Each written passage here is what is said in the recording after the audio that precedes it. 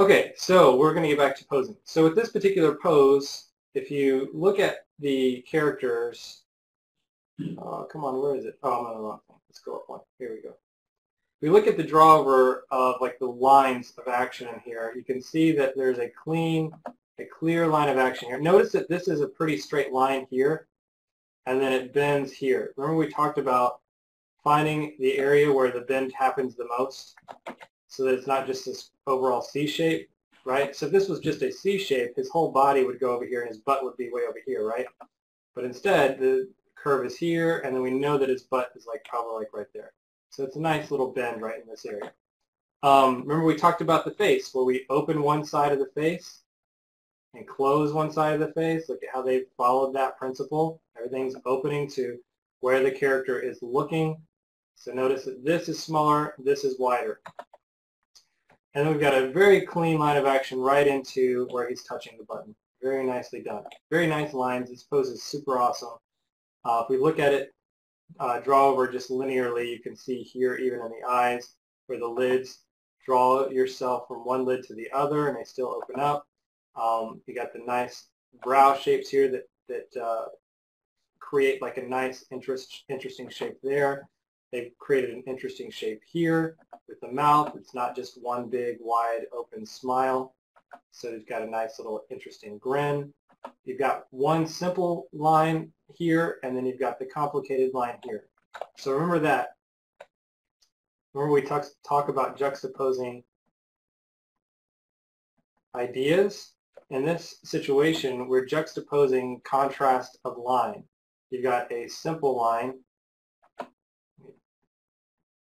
You got a simple line right next to a more complex line, right? And that creates interest. Just like the same thing where we've got a straight line contrasting with a curved line, right? So those are very important things to keep in mind when you're posing your character. All right, got that one. Here we go. So here's another thing I did for a commercial for Madagascar 2, where we've got King Julien in a pose, and in this particular pose, there's a, let's do the blue. What's wrong thing? In this particular thing, we've got a curve this way, the hat's curving this way, swoosh, then we've got a nice curve this way, and then a straight this way. Now notice also the shape here, very nice triangle. We've got the line of action here and then that line of action there. So we got a nice S curve. This curve right here is the dominant curve. Right here and right here, those are the supporting lines of action. And then we have this nice little S curve here that kind of supplements the shape. Now if we start looking at just basic shapes in here,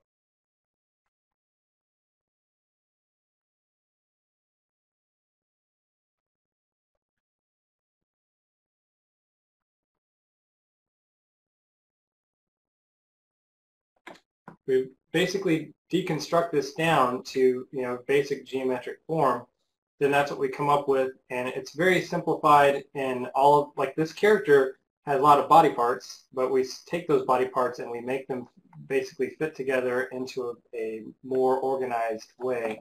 Makes it more interesting. And notice again, we've got this line of the belly kind of hitting that harsh straight. Anyhow, these are just simple things that we do. This right here is all about directing the eye, right? So he's pointing at the penguins to get the viewer to direct their attention over here to what is going to be the point of interest in the next shot.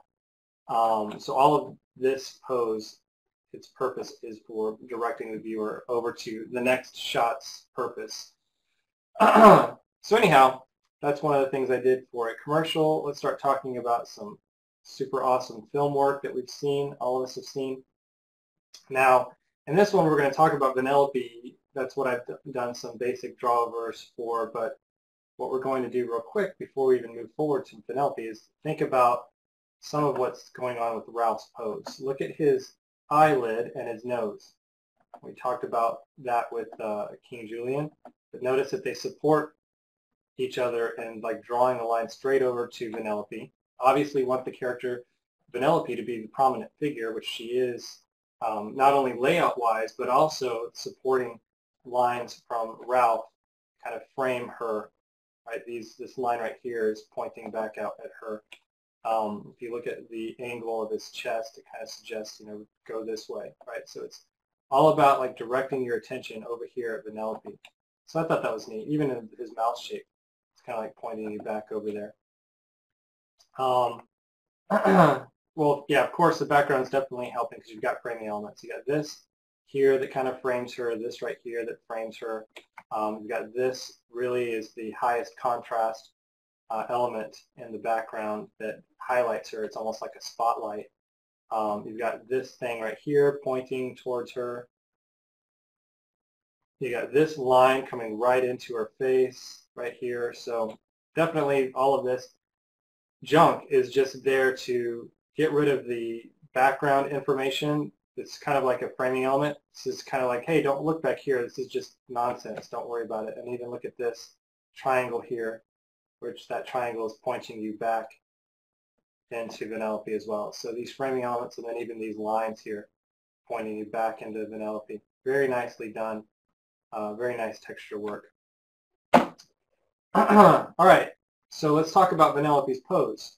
When we look at Vanellope, there's a lot of juxtaposing of angles in this pose. We've got the hair bow creating this line, and we've got her face. Notice that we talk about the opening of the face, so let's get rid of that.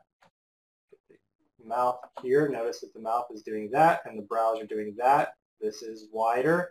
This is smaller, opening up the face. Remember, we don't put this mouth over here like this. Like, what if she had done that? Now we've got the brows going this way and the mouth going this way, and it creates a weird angle. It's not the way that our mouths and our faces are constructed. Remember that the face is just like the body, where we want a clean line of action.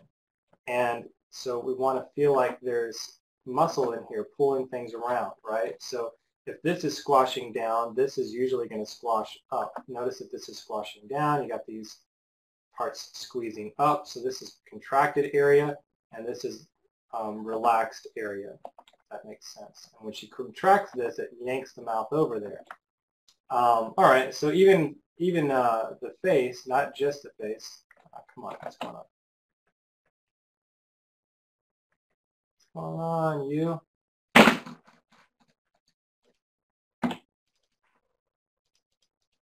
Oh man, I don't know what's going on.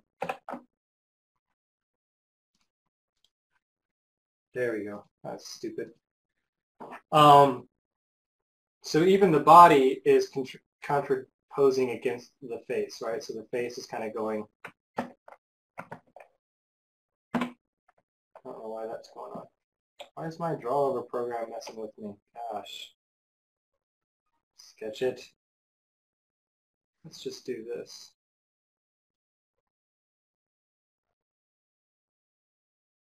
Where is it? All right, let's just do this.